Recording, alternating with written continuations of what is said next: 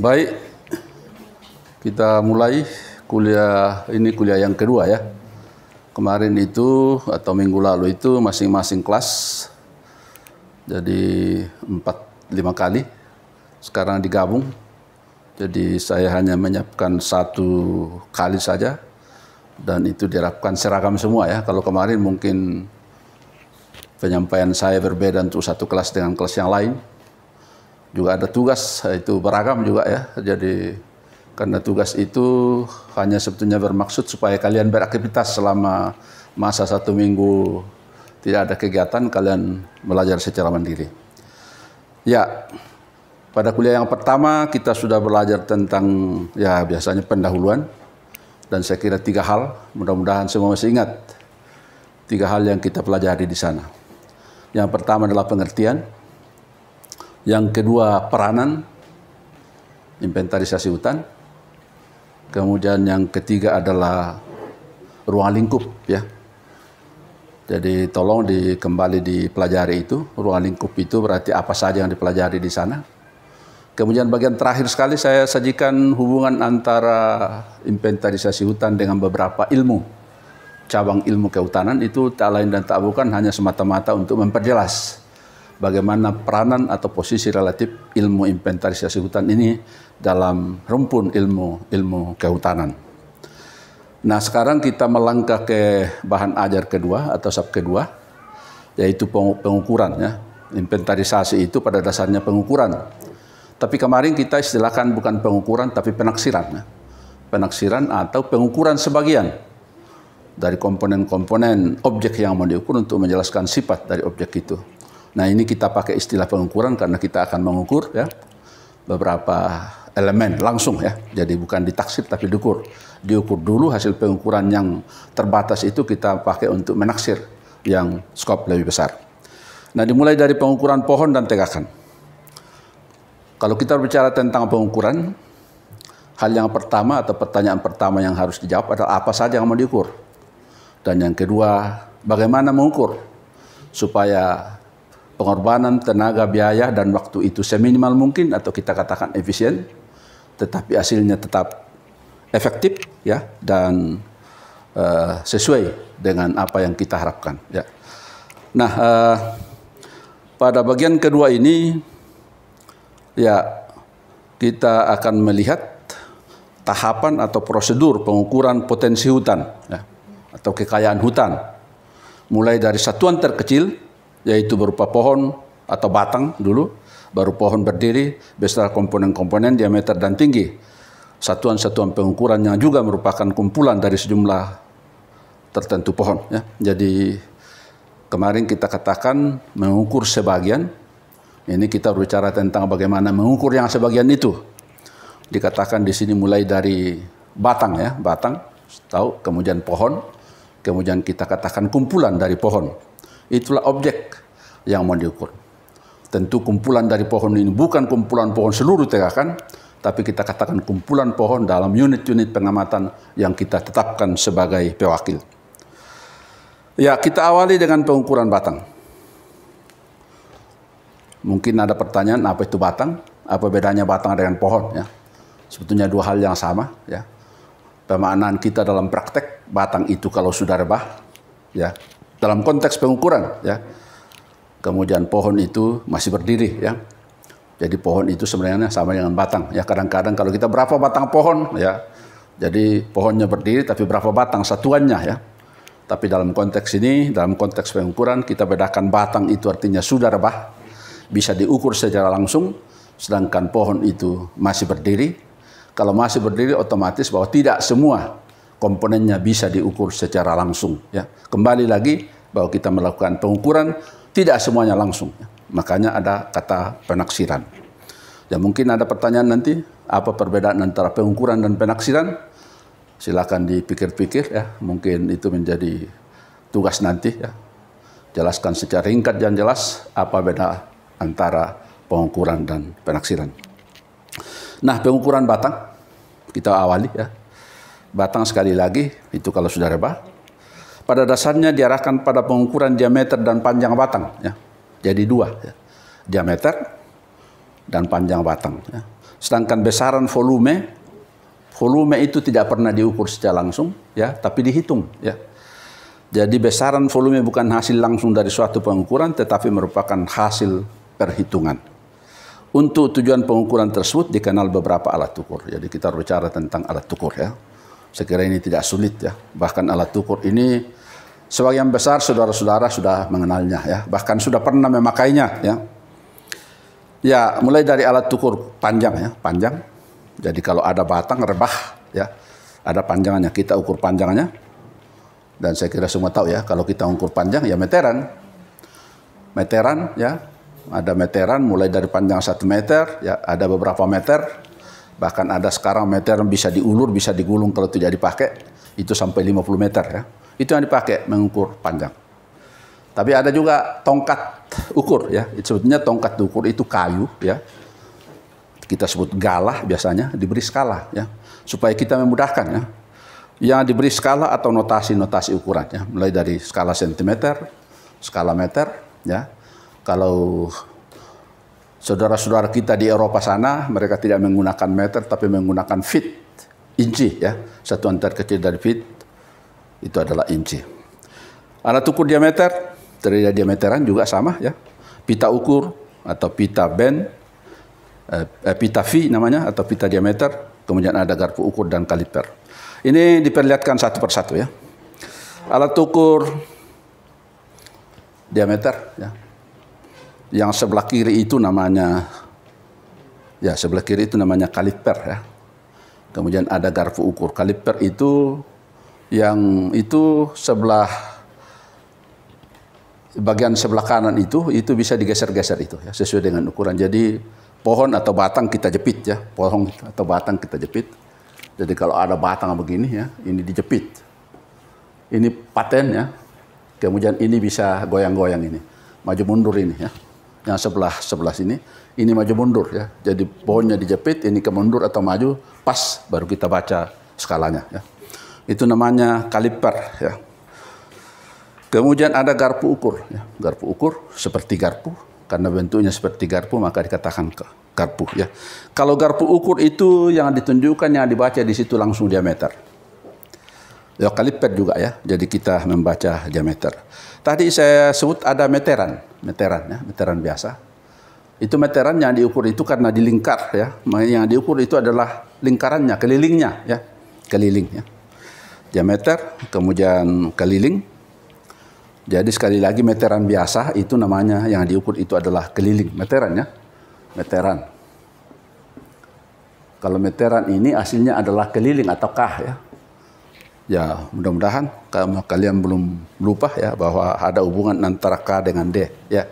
K atau D sama dengan K per V. V, saya kira kalian sudah tahu apa itu V. Itu 22/7. Atau kita katakan 3,14, ya. 20/7 atau 3,14. Mungkin ada yang bertanya, dari mana itu V? Dari mana itu 22/7, ya? Itu yang mendapatkan itu kalau lingkaran konon ini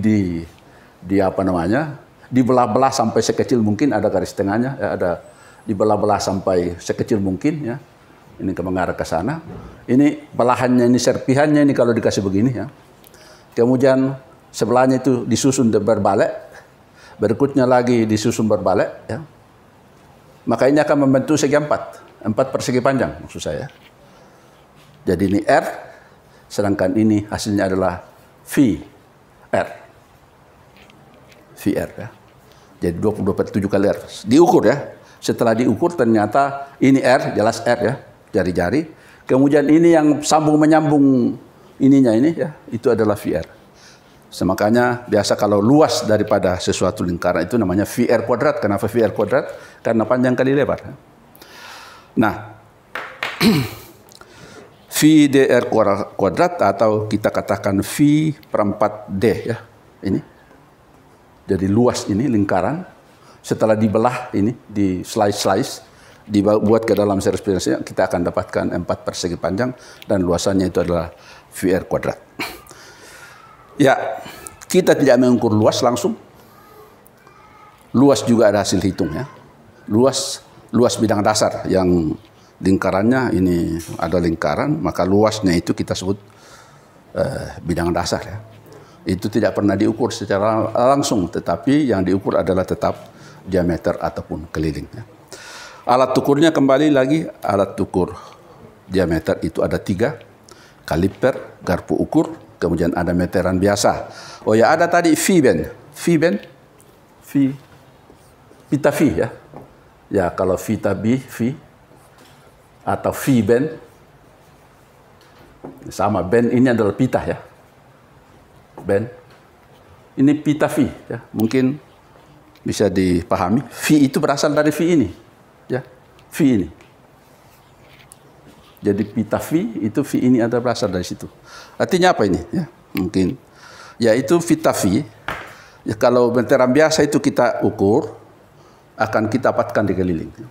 Tapi kalau kita pakai pita V, maka yang terbaca itu langsung diameter. Kenapa langsung diameter? Karena skala di situ, ya skala.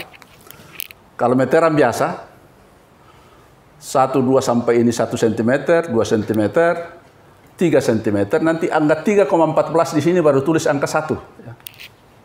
Jadi cm biasanya ini mestinya 3,14, tapi di situ baru ditulis 1. Jadi nanti kalau 2 kali 3,14 berarti 6,28, di situ tertulis 2 ya. Jadi ini skala dibuat khusus, alat ukur dibuat secara khusus setelah dikonversi atau difaktor pengali yaitu 3,14 sehingga hasil pengukuran kita itu langsung diameter.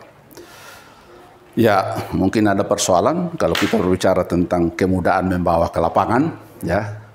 Tentu jauh lebih mudah kalau kita membawa pita V itu atau meteran biasa ya dibanding dengan membawa ini kaliper dan garpu ukur, kecuali kalau kaliper untuk mengukur anakan ya itu masih ringan, tapi kalau kaliper untuk mengukur batang besar, itu biasanya alatnya juga besar, terbuat dari besi, ya, dan itu berat, sehingga lebih praktis membawa pita V itu, ya. Ya, pita V lebih baik daripada meteran biasa. Ya, itu selesai dengan pengukuran diameter. Sekali lagi tergantung dari alat ukurnya. Hasilnya bisa langsung diameter, bisa juga keliling dulu. Keliling itu kita konversi menjadi diameter, dibagi dengan membaginya dengan V atau 3,14. Untuk apa diameter ini? Adalah dasar untuk perhitungan bidangan dasar, luas bidangan dasar ya. Kalau kita bicara tentang volume, luas bidangan dasar dikali panjang ya. Atau ya luas bidangan dasar kalau ada, ya saya kira kalian masih ingat bidang ini ya. Mudah-mudahan masih ingat ini apa namanya? Ini namanya silinder ya, silinder atau tabung ya, tabung. Volumenya ini adalah luas bidangan dasarnya sama di atas dikali tingginya ya. Nah kalau dia rebah, kalau batang rebah, batangannya rebah, ini ya. Ya luas bidangan dasar dikali panjang ya. Nah persoalan sekarang luas bidangan dasar mana? Karena kalau kita berbicara tentang luas bidangan dasar ini diukur di mana ya? Diukur di mana? Nah, mungkin sebelum sampai ke situ kita lihat slide berikutnya. Ini kita berbicara tentang diameter tadi, sekarang kita berbicara tentang panjang ya. Panjang ini disimbolkan L, itu artinya length ya, panjang ya. Nah, panjangannya begitu gampang ya diukurnya, pakai meteran, direntangkan saja dari ujung ke ujung. Ya. Maka kita akan baca skala terakhir atau dari pangkal ke ujung dalam konteks ini ya. Pangkalnya itu yang besar, ujungnya kecil. Nah, diameternya, panjangannya ini. Kemudian diameternya tadi kembali ke diameter. Ini tempat pengukurannya bisa 3 tempat ya. Bisa 3 tempat atau paling tidak 2 tempat. Ya ada juga yang mau gampang 1 tempat saja ya. Bisa dibayangkan ya, kalau 3 tempat berarti ada 3 ya. 1 di ujung pangkal masing-masing, 1 di tengah. Ya. Itu 3 lokasi atau 3 titik pengukuran. Kalau 2 yang mana? Yang 2 tentu ujung dan pangkal ya. Ujung di sana dan ya pangkal di sana dan ujung di sini. Kalau 1 tidak mungkin ukur panjang, tidak mungkin ukur pangkal atau tidak mungkin ukur ujung saja. Tetapi kalau kita hanya memutuskan untuk ukur 1, maka pasti yang diukur adalah yang di tengah ya, tengah. Nah ini dimensi batang. Izin Ya. Tadi saya sudah katakan pengukuran potensi tegakan kita awali dengan pengukuran batang pohon baru masuk ke tegakan. Tadi kita perlihatkan pengukuran diameter dan alat ukurnya. Nah, konteksnya kalau batang ini kita bisa lihat gambarnya kira-kira begini ya. Batang ini dari pangkal ke ujung ya. Nah, kita ukur diameternya pada 3 tempat biasanya. Bisa juga 2 ya. Dan bisa juga ada kalau kita mau gampang 1 ya. Kalau 3 itu 1 pangkal, 1 ujung, 1 tengah. Kalau 2 pangkal dan ujung. Kalau 1 tengah saja ya. Dan kita akan sampai kepada, kalau kita ukur 2, kita ukur 1, berarti kita akan sampai pada diameter rata-rata. Tapi sebetulnya bukan diameter rata-rata yang kita langsung rata-ratakan, tapi bidang dasar ya. Bidang dasar rata-rata. Bidang dasar rata-rata itulah hasil pengukuran diameter akan berujung pada perhitungan bidang dasar rata-rata ya. Itu ada masing-masing bidang dasarnya, mulai dari pangkal, tengah, dan ujung. Kemudian kita ukur panjangnya, L dari kata length ya. Nah, berdasarkan itulah maka kita akan menghitung sampai kepada perhitungan volume. Dan kita mengenal ada 3 rumus volume ya. Banyak sebetulnya rumus volume ya yang dikembangkan oleh para pendahulu kita ya. Tapi diantaranya kalau itu bentuknya ya tidak silinder betul, tetapi dari ujung ke bawah, dari atas ke bawah, dari bawah ke atas itu mula-mula besar, kemudian semakin kecil jadi silinder, tapi tidak betul silinder. Biasa kita istilahkan kerucut terpancung ya. Saya kira 2 bangun yang saudara-saudara mungkin pernah tahu ya. Yang pertama itu adalah bangun dasar ya, ini namanya silinder. Kemudian yang berikut itu adalah ini, mudah-mudahan masih ingat ya, ini namanya kerucut ya. Pohon kita itu ada di antaranya ini ya, di bawahnya kecil, batang sorry, ini. Ya. Saya kira semua tahu ya, kalau ini cukup ukur 1 diameter ya, kita katakan luas bidang dasar kali tinggi. Kalau ini bidang dasar kali tinggi, tapi harus dikali sepertiga ya. Bahwa ini volumenya ini kalau diameter bawaannya sama, tingginya sama, maka volume dari ini adalah sepertiga dari itu. Batang kita begini ya. Batang ya. Jadi perhitungan batang itu ini ada 3 rumus ya. Ada namanya rumus Mayen, menggunakan 2 ukuran bidang dasar, yaitu pangkal dan ujung. Kemudian 1 saja ya di tengah. Kemudian yang berikut adalah 3-nya. Kemudian ini ada 1/6. Kenapa 1/6? Ya kalau di atas karena ada 2 komponen, ya kita rata-ratakan, kita bagi 2 ya. Yang semalian itu, jadi bidang dasar pangkal tambah ujung dibagi 2 baru dikali panjang. Kemudian ini haber ini ya hanya diukur 1 tempat, yaitu tengah. BT itu artinya bidang dasar tengah dikali panjang. Newton ya ini mengukur di 3 tempat. Pangkal, ujung, dan tengah. Kemudian tengahnya itu dikasih bobot 4 kali ya. 4 kali. Dan karena 1 tambah 4 tambah 1 itu 6, maka dibagi 6. Itulah bidang dasar rata-rata. Mungkin ada pertanyaan, dari 3 rumus ini mana yang paling bagus? Mana yang paling teliti kalau kita bicara tentang ketelitian? Ya. Saya kira mudah dipahami. Biasanya kalau semakin rumit pengukurannya itu cenderung semakin teliti. Ya. Tetapi tidak selamanya harus diperumit kalau memang bisa gampang. Boleh jadi bahwa Haber ya kebacaannya Haber, tulisannya Haber. Haber ini boleh jadi bahwa hasil yang diberikan itu sama dengan Newton, ya, sama dengan semuanya. Tergantung dari bentuk pohonnya. Sekali lagi kalau ada pertanyaan mana yang paling teliti, maka ya itu patut ya kita katakan Newton. Tapi dalam rangka efisiensi ya, repot kita kalau mengukur semua Newton. Ada kemungkinan kita cuma ukur 1, ada juga kemungkinan kita perlu ukur 2. Tetapi tidak harus 3 komponen, 3 tempat ya Newton. Jadi kalau dikatakan mana yang teliti, sekali lagi pasti Newton. Tapi mana yang paling efisien? Pasti Haber ya. Pasti Haber. Nah, kombinasi antara ketiganya itu, keduanya, teliti dan efisien. Ya, itulah yang Nah, bagaimana menentukan? tergantung dari bentuk pohonnya. Ya, kalau di lapangan mungkin kita perlu lakukan pengamatan pendahuluan. Kita ukur berapa pohon contoh, apakah kita cukup ukur 1, atau harus ukur 2, atau harus ukur 3. Ya. Sekali lagi, soal jaminan ketelitian, Newton pasti lebih teliti. Jaminan efisiensi, Haber pasti efisien, paling efisien. Tetapi ya tidak harus kita katakan kalau begitu kita pakai Haber aja ya. Dalam konteks keefisienan, maka mungkin kita pilih Haber ya. Dalam konteks efisien ketelitian, maka kita butuh Newton. Tapi sekali lagi Haber pun ya bisa teliti tergantung dari bentuk batang yang kita ukur. Karena itu kalau dikatakan kalau begitu yang mana, ya kita perlu lakukan pengamatan atau penelitian untuk menentukan salah satu dari 3 rumus ini. Ya, saya kira itu tentang batang. Ya. Tadi kita ukur batang, ada rumus volume 3. Kemudian bagaimana kalau berdiri? Pohon berdiri begini ya. Ini dipangkas ya. Pohonnya dipangkas, tidak ada, kalau pohon itu lengkapnya itu mestinya ada cabang ya. Ke atas ada daun. Tapi karena objek kita adalah batang, karena ya di definisi kemarin kita katakan penaksiran potensi tegakan, penaksiran massa tegakan hutannya.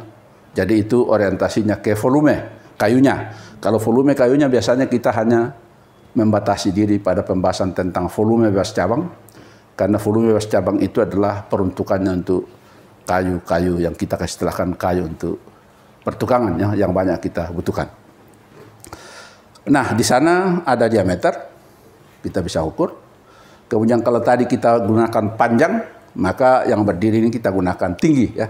Jadi bedanya kalau batang itu gunakan panjang, kalau berdiri kita gunakan tinggi. Nah, pertanyaan kalau pohonnya berdiri di mana diukur ya?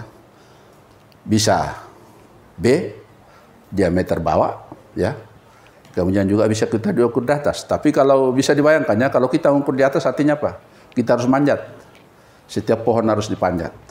Nah, kembali faktor efisiensi. Bisa enggak? Kalau kita panjat satu persatu pohonnya, itu butuh waktu, butuh tenaga yang cukup banyak ya, cukup besar. Sehingga itu tidak efisien ya. Sehingga dalam banyak hal, kecuali untuk tujuan penelitian, diameter atas itu bisa diabaikan, ya, bisa diabaikan. Karena itu maka di sini juga konteks penaksiran, masuk konteks penaksirannya. Seharusnya kalau pengukuran kita ukur bawah, kita ukur atas. Tapi karena ini kembali penaksiran, maka kita katakan demi efisiensi diameter atas itu kita tidak perlu ya, atau tidak harus. Nah, diameter bawah juga kita tidak menggunakan pangkal sebetulnya ya. Kenapa mesti pangkal? Kalau pangkal kan setiap kita ukur harus tunduk itu ya. Jadi kita duduk untuk mengukur ya. Jadi tidak praktis. Makanya kita dalam banyak hal juga tidak mengukur diameter bawah betul-betul bawah. Tapi dalam banyak hal diganti dengan diameter setinggi dada ya. Diameter setinggi dada. Mungkin ada pertanyaan, kenapa setinggi dada? Ya. Sekali lagi itu karena alasan kepraktisan ya. Alasan efisiensi waktu yang dibutuhkan untuk mengukur. Karena tangan kita ini ada di ketinggian dada. Itu gampang sekali mengukur dibanding dengan kalau kita harus menengadah, apalagi harus tunduk ya. Nah, karena itu kita menggunakan diameter setinggi dada. Dengan gampang kalau kita bawa alat ukur, meteran misalnya, dengan tangan kita goyangkan, setinggi dada kita ukur, atau kalau kita gunakan kaliper, kita jepit, ya, atau garpu ukur. Nah, karena kita tidak mengukur di atas, maka ada faktor koreksi yang kita gunakan. Ada faktor koreksi yang ada F di atas ya. F itu adalah angka bentuk atau faktor bentuk namanya ya. F itu dihitung dengan volume pohon yang sebetulnya yang kita katakan ini ya, koreksi terhadap silinder. Silinder ini adalah seolah-olah pohon ini dari bawah ke atas sama, ya. Dari bawah ke atas sama. Kenyataannya tidak ya.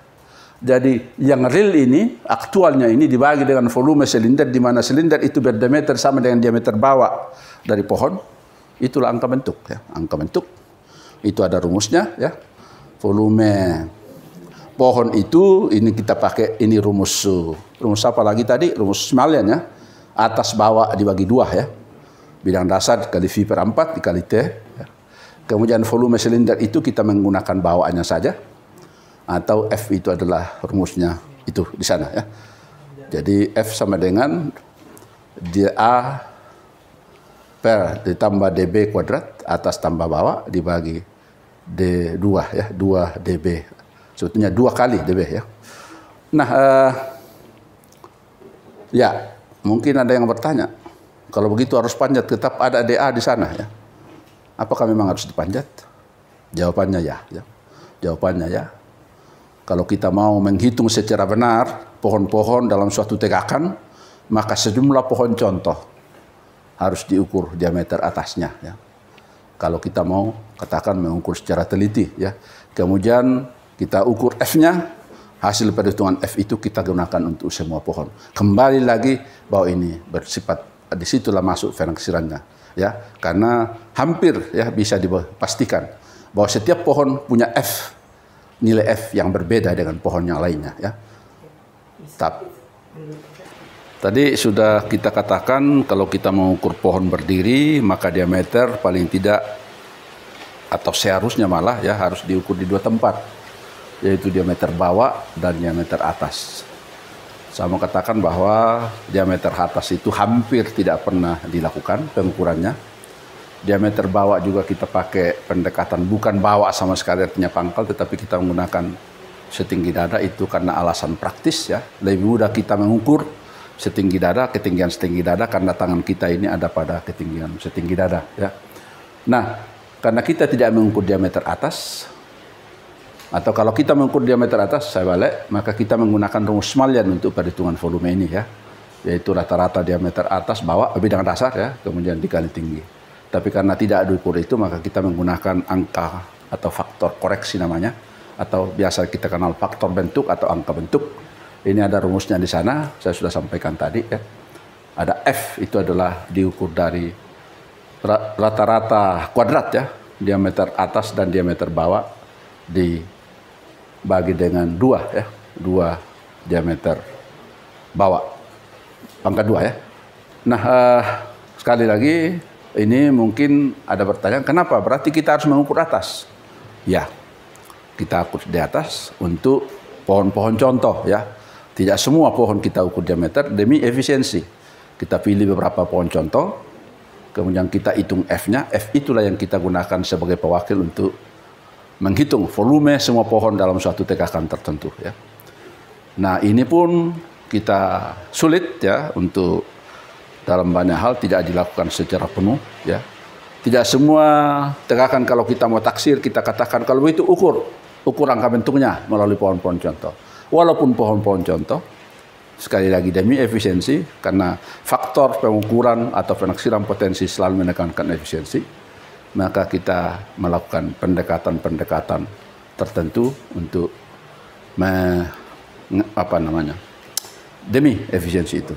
Nah, F ini khusus untuk hutan alam berdasarkan pengamatan yang banyak dilakukan oleh para peneliti pendahulu kita. Maka mereka mengatakan bahwa untuk alam F-nya ini diganti dengan angka 0,7 ya. Jadi angka bentuk untuk hutan-hutan alam itu dalam banyak hal digunakan angka 0,7. Ada pertanyaan, apakah betul 0,7? Jelas tidak semua pohon angka bentuknya 0,7, tapi ada di sekitar itu ya. Ada yang lebih tinggi sedikit, ada yang lebih rendah sedikit, tapi sekitar 0,7 secara rata-rata dipahami bahwa angka bentuk hutan-hutan alam itu adalah 0,7 ya.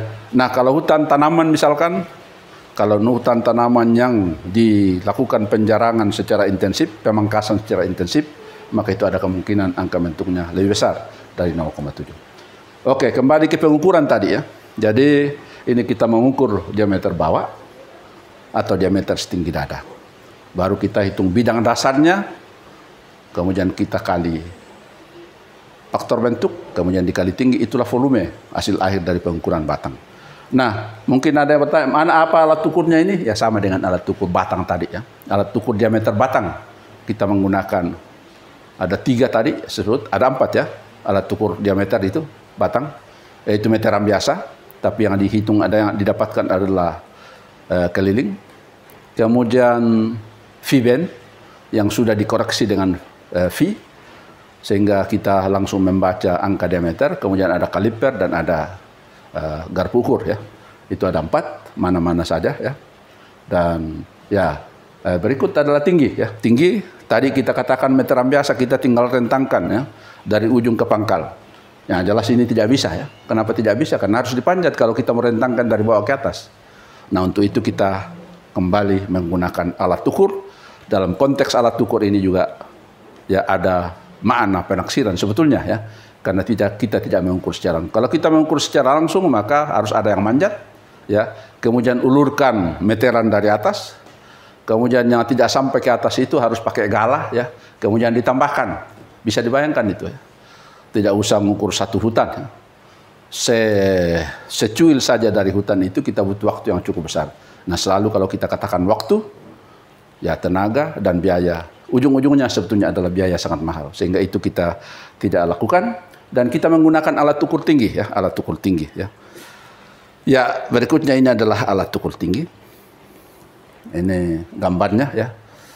Kalau kita mengukur, jadi kita tidak panjat pohonnya, tapi kita mengukur dengan membidik ya, menggunakan alat ukur. Alat ukur ini prinsip pengukuran tinggi ya. Di situ saya tuliskan segitiga siku-siku dan ada segitiga sembarang. Saya kira saya tidak tahu di mana kalian belajar ya. Di SMA barangkali ya. Ya mengenai segitiga ya. Trigonometri. Masih ingat? Jadi ada segitiga. Masih ingat ketentuan yang ada di segitiga? Ini segitiga siku-siku namanya. Kemudian ada segitiga sembarang ya. Ini sebetulnya gambar itu ada dua ini ya. Siku-siku ini 90 derajat ya. Kemudian ini tidak tentu ya. Walaupun di sana tegak ya. Tapi ini alat ukurnya yang kita persoalkan. Ya, mungkin tidak begini gambarnya. Kalau itu kita ibaratkan dengan pohon, ininya mesti lurus ya. Kemudian ininya yang menyudut begini ya. Kira-kira gitu ya. Karena pohonnya selalu tegak ke atas ya.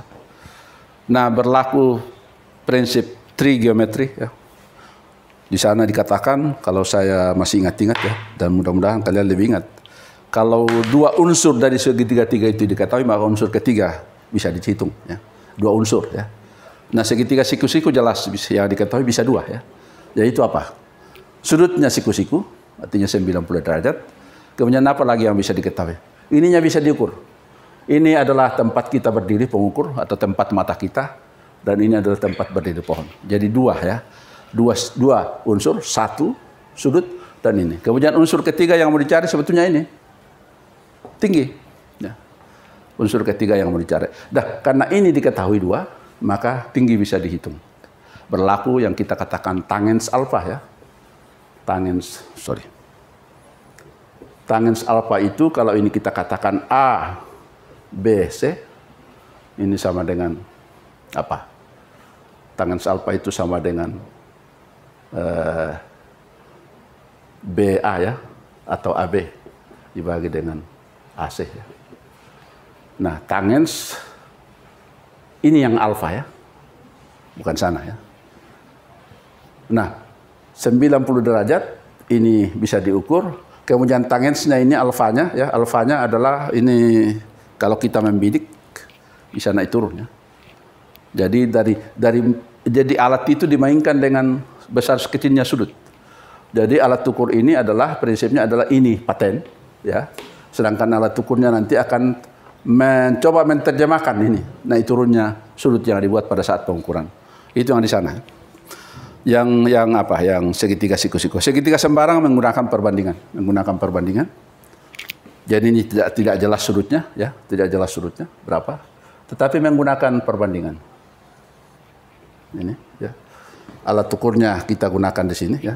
Kemudian ini karena kita butuh apa informasi tentang ini karena selalu kalau dikatakan harus ada dua unsur diketahui untuk bisa menghitung unsur ketiga ya. Jadi ini harus alat-alat bantu, ini jelas diketahui, perbandingan ini berbanding ini sama dengan ini berbanding itu. Nah ini bisa diketahui, ini ada pada alat sehingga yang kita tahu yang kita mau tarik adalah tinggi pohon. Saya kira lebih jelasnya pada slide berikutnya. Ya ini posisi kalau kita mengukur pohon di hutan. Ya. ada kemungkinan kita berukur dari bawah ya. Jadi ini yang itu ada permukaan tanah. Jadi kalau kita melakukan pengukuran tidak langsung satu kali tembak dapat angkanya ya. Yang sebelah yang A itu kita harus mengurangkan ya, mengurangkan. Jadi kalau saya boleh coba gambar lagi di sini. Gambarnya di sana itu kira-kira ini ya, ini permukaan tanah, ini pohonnya, kita dari bawah ya. Maka kalau kita membidik pohon ke atas, yang terukur itu adalah sampai di bawah. Karena ini kalau kita menggunakan segitiga siku-siku ya. Ini, ya. Jadi yang kita ukur itu ini. Maka ini kita bisa beri simbol T1 ya, T1. Kemudian kalau kita bidik pangkalnya, kita akan dapatkan informasi T2 ya. Sehingga T-nya ini sama dengan T sama dengan T sama dengan T1 dikurang T2. Nah, sebaliknya yang sebelah sini ya, sebelah sini kita berada di atas. Ini pohonnya, kemudian permukaan tanahnya.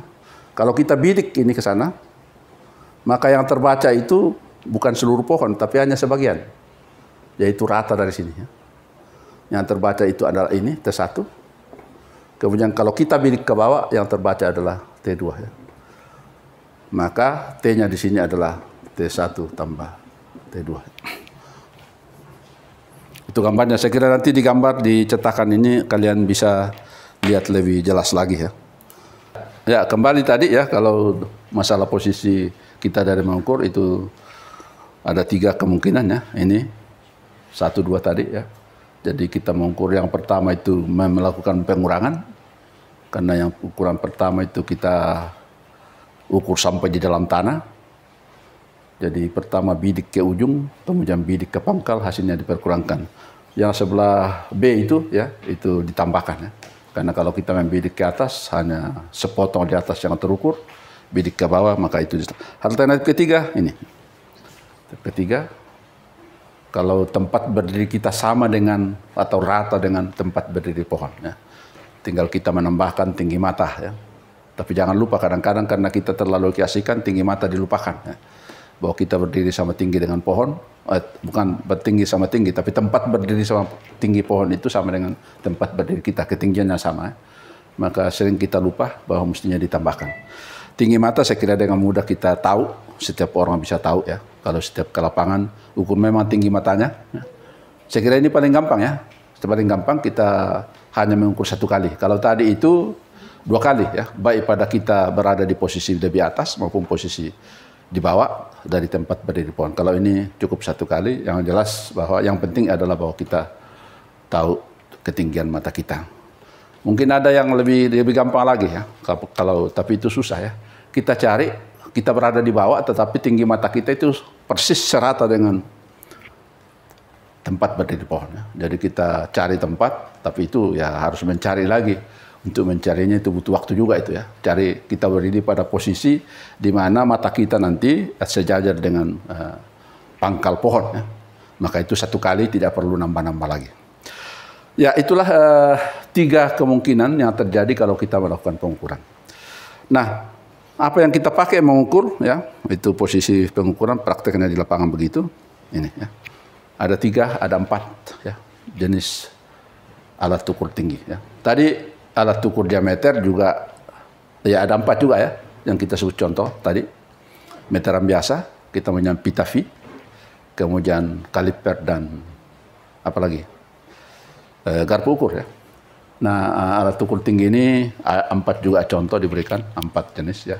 Haga, Kristen hypsometer, height scale dan tongkat ukur. Ya ini diberi 2, masing-masing 2 ya. Haga hypsometer itu prinsip kerjanya adalah segitiga siku-siku. Demikian pula dengan height scale. Kemudian Kristen hypsometer dan tongkat ukur, prinsip kerjanya itu adalah segitiga sembarang ya. Nah, sekali lagi kalau Haga itu kita butuh, dan height scale kita butuh ukuran jarak ya sebagai faktor yang harus kita gunakan dalam perhitungan. Sedangkan Kristen hypsometer itu kita pakai perbandingan. Masing-masing diberikan pada bahan berikut ini. Ini harga ipsometer, ya sama. Ya tadi saya sudah gambar. Ada di sana kita ukur J jarak kita dengan pohon. Kemudian alfa. Alfa itulah yang menentukan tinggi pohon sebetulnya. Jadi alfa itu jadi T sama dengan J dikali tangen alfa. Jaraknya paten tertentu. Alfanya berubah-ubah. Ya. Dan kita tahu bahwa ini J dikali tangen alfa, angkanya berubah, T-nya juga akan berubah-ubah sesuai dengan bidikan kita ke tinggi pohon itu. Gambarnya kira-kira begini ya.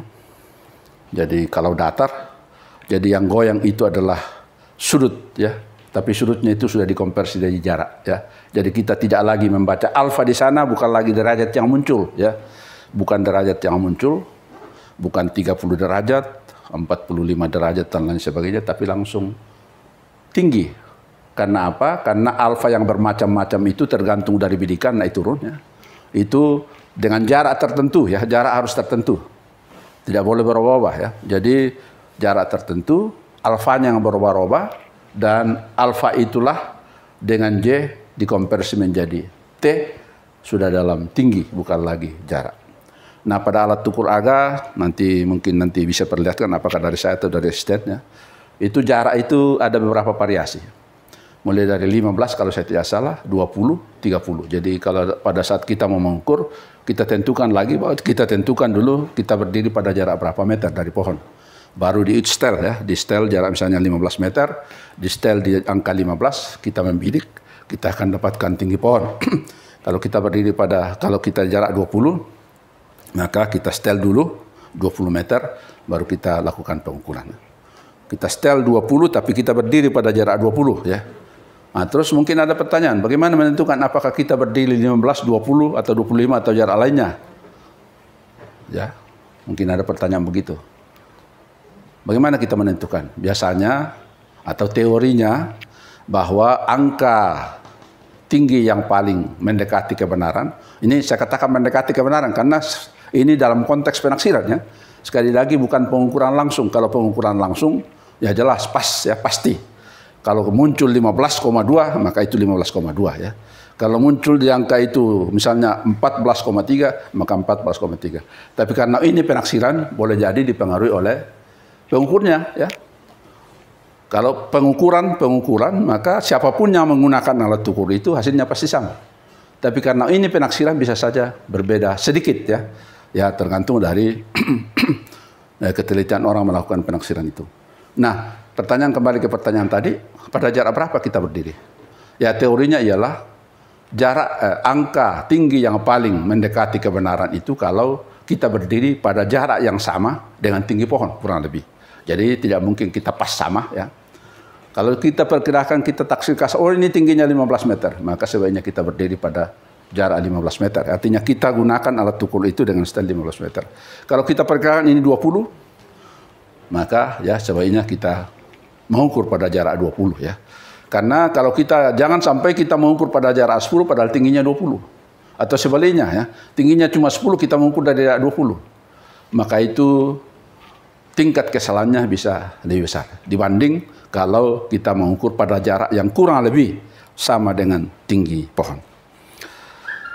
Ya ini ilustrasinya, kemudian ini alatnya. Alat yang diberi skala ya. Oh ya, sorry. Ini Haga ya. Kemudian ini Kristen hypsometer. Ini alat kerjanya begitu ya. Jadi ada di sana S. Panjangannya ini adalah, bisa ditunjuk di sana ini. Harus digambar di papan ya.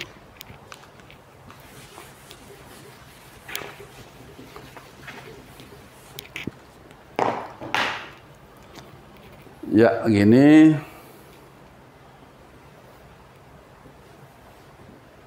Ini alat ukurnya ya. Alat ukurnya ya.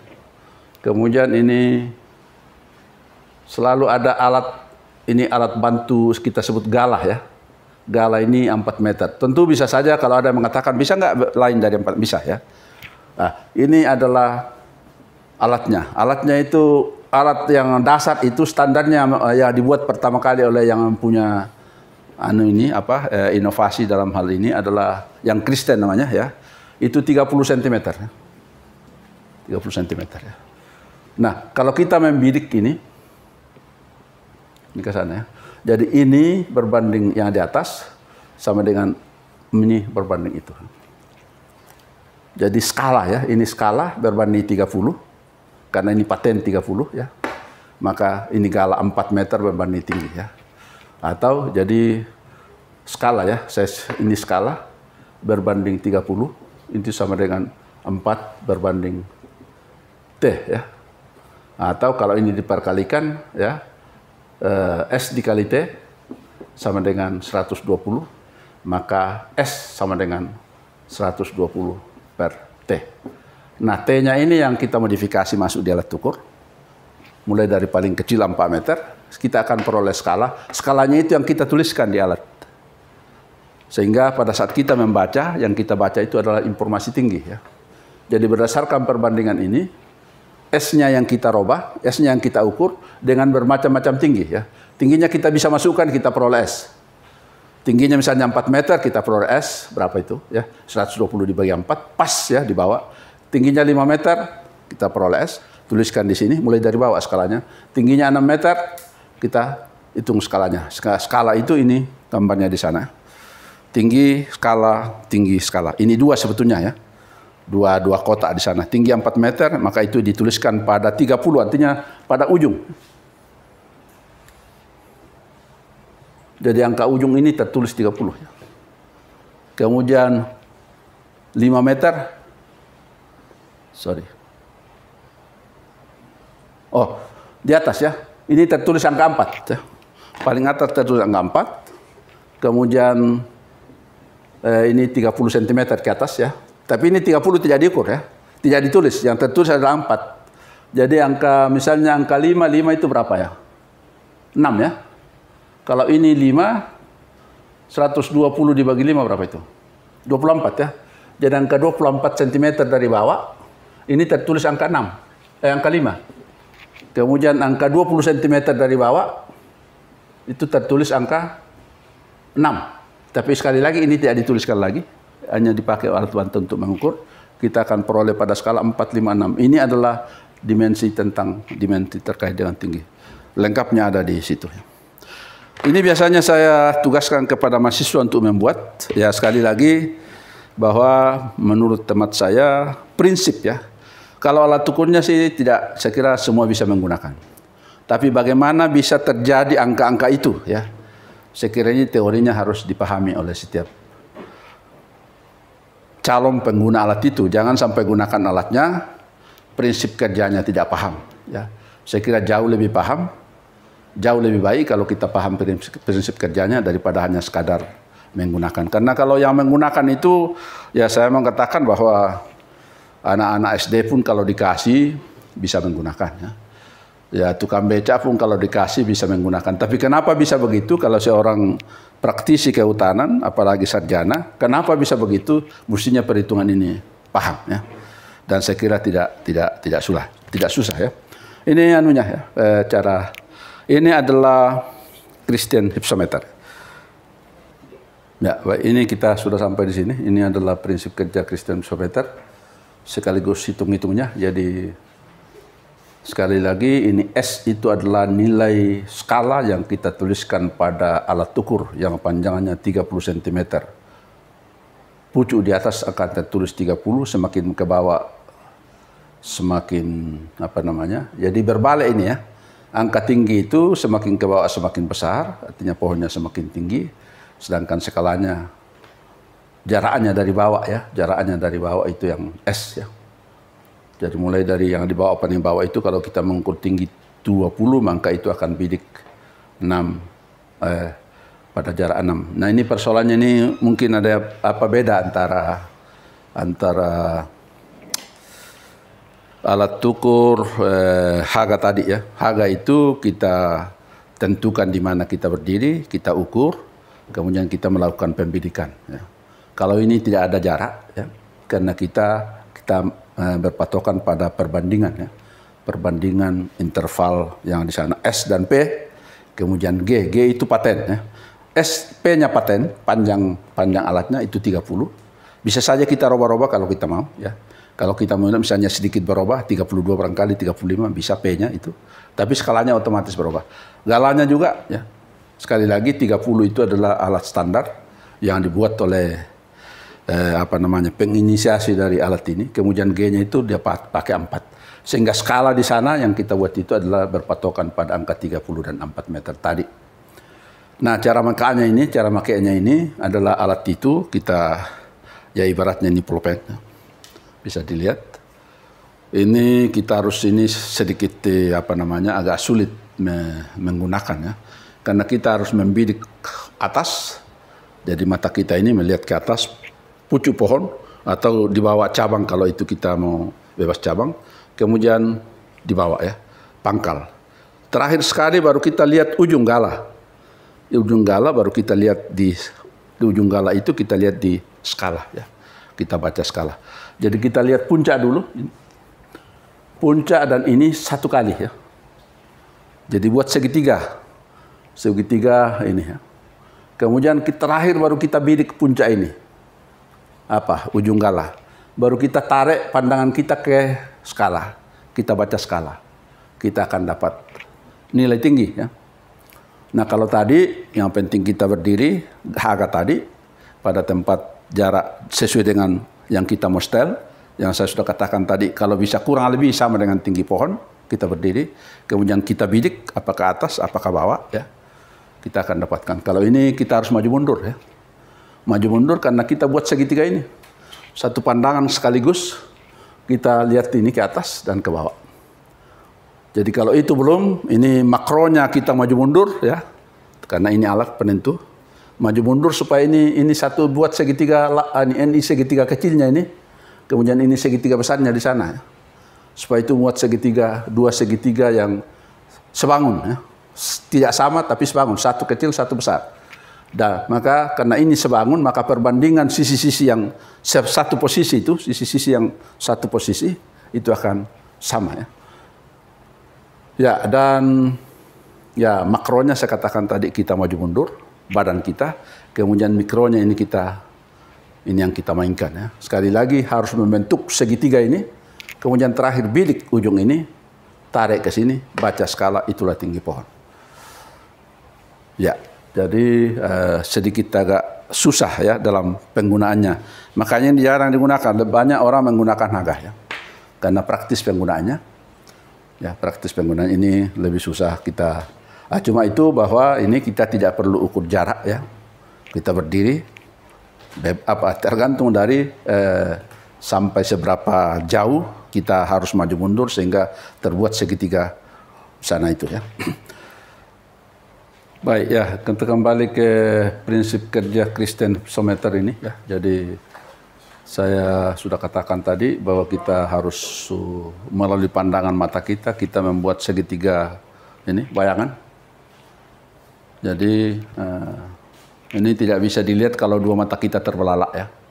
Tidak bisa membuat segitiga, tidak bisa terbentuk segitiga ini. Segitiga ini melalui penglihatan kita ya. Jadi ujung ini, ujung alat akan satu garis dengan ujung pohon. Kemudian pangkal alat ini satu garis dengan pangkal pohon. Itu harus terbentuk segitiga. Baru ujung gala kita tarik. Baca skala, itulah tinggi pohon ya. Nah, karena tidak bisa terbuat segitiga kalau kedua mata terbelalak, maka salah satu mata kita harus ditutup ya. Caranya ini begini, tutup ya.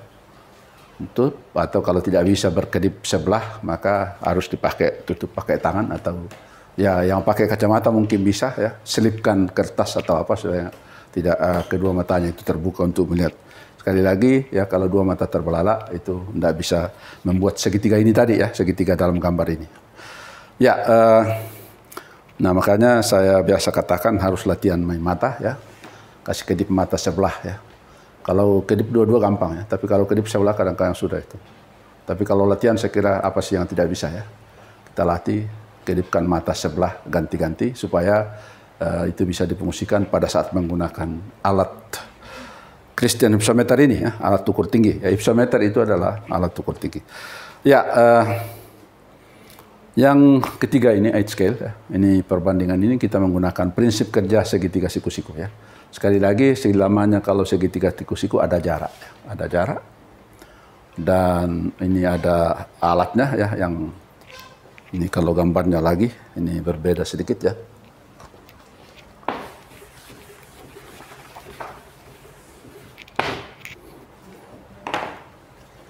Jadi pohonnya ya, ini juga bacanya datar ya, bacanya harus datar. Jadi kalau pohonnya di bawah, kita ada di atas, maka yang terbaca itu ini, datar ke sana ya. Night scale ya. Jadi ada alat kita gunakan, ini alat, ya. Kemudian ini kita bidik ke atas. Jadi juga segitiga ya. Nah ini kita beri skala di sini, di alat itu, night scale ini ya. Dan ya kita membaca ya skala itu dengan perbandingan bahwa oh ya ini pendek di sini ya. Kita juga ada dua segitiga siku-siku yang sebangun ya, tidak sama tapi sebangun. Yang kecil ini sama yang besar ini. Jadi satu kecil segitiga, satu besar ya. Berlaku perbandingan. Yang pendek ini berbanding jarak ya, sama dengan yang pendek ini berbanding tinggi. Jadi ini berbanding jarak kita besar, tinggi alat. Jadi ini skalanya ini adalah ini yang kita berikan skala dari pangkal sampai ke di mana dia sejajar ya, itu kita beri skala.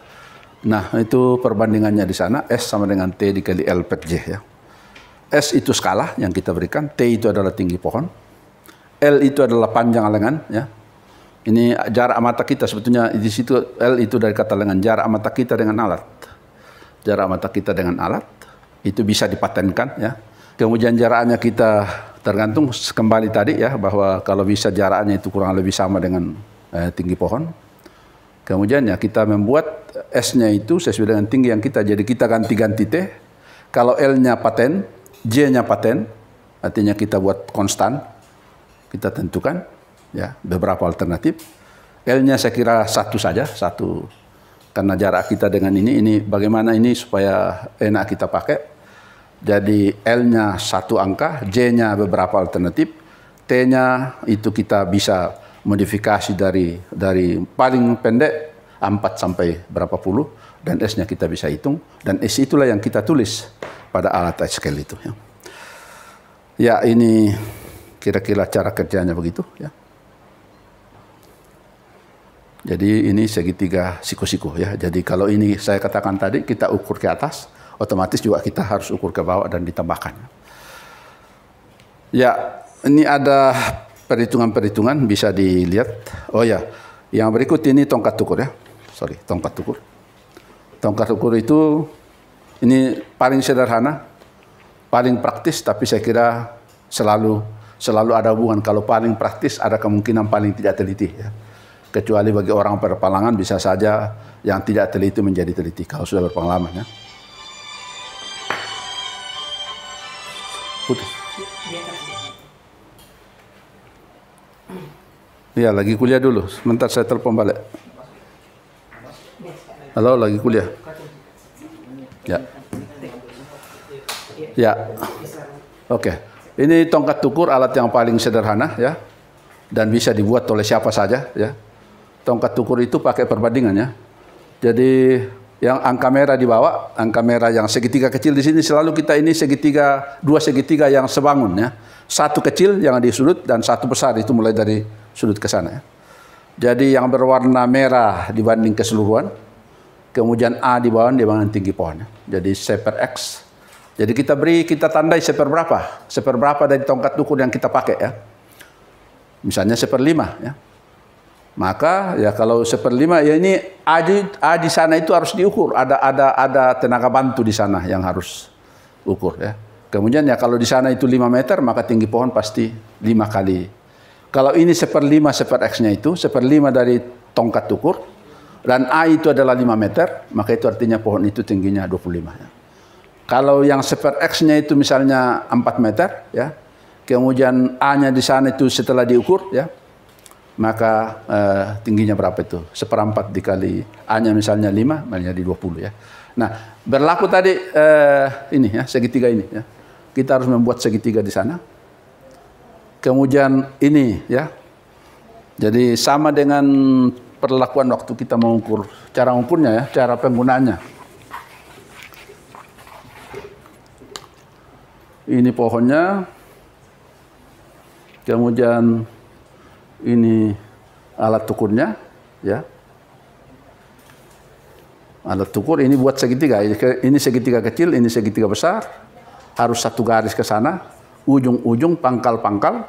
Kemudian di sini ada seper X-nya itu kita tandai, yang kasih merah tadi. Kemudian ada yang tarik di sana, kira-kira ini di mana satu garis ini seper X ke sana. Sampai sini ya. Nah ini diukur. Jadi ini seper X misalnya kita katakan seper 5. Misalnya ini di sini 6 meter. Maka ini artinya 30. Ya.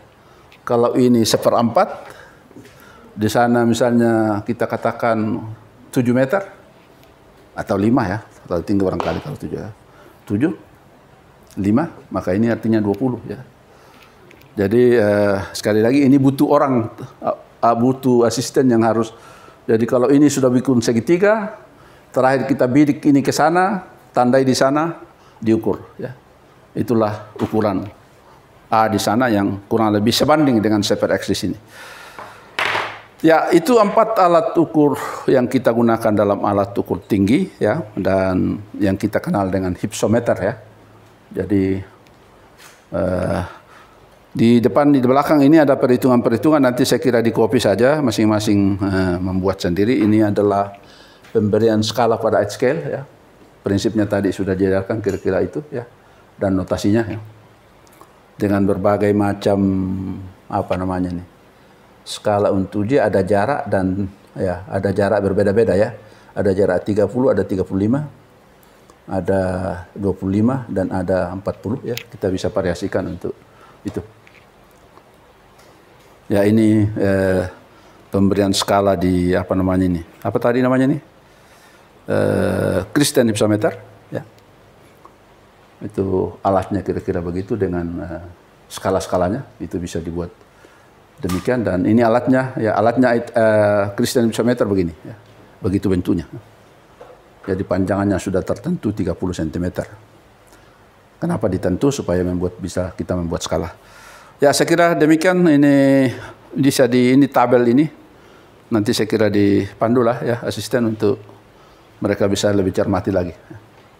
Sehingga saya biasa membuat di praktek supaya betul-betul prinsip kerjanya ini dipahami oleh setiap mahasiswa. Sekali lagi ini alat-alat sederhana, bukan alatnya, bukan cara menggunakannya, tetapi prinsip kerjanya sebaiknya dipahami oleh setiap mahasiswa yang mengikuti mata kuliah inventarisasi hutan. Alat-alat sudah banyak dikembangkan, alat-alat optik. Tapi sekali lagi alat optik juga itu dasarnya adalah yang ini tadi ya.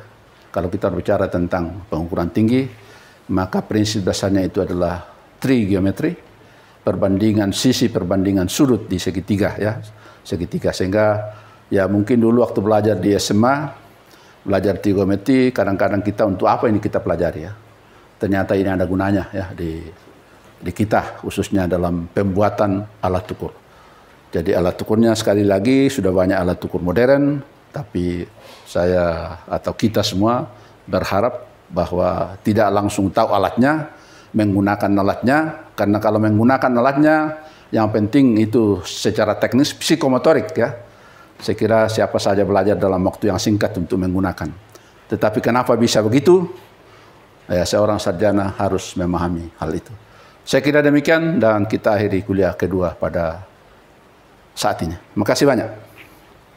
Dan selamat, ini saya tidak tahu ini sore, siang, kapan saja kalian pelajari, kapan saja lihat ya, berlaku ya, selamat belajar dan mengulangi kembali pelajaran ini sampai betul-betul paham. Dengan catatan kalau ada yang kurang paham silakan di chat ya, apakah langsung ke saya atau melalui asisten ya.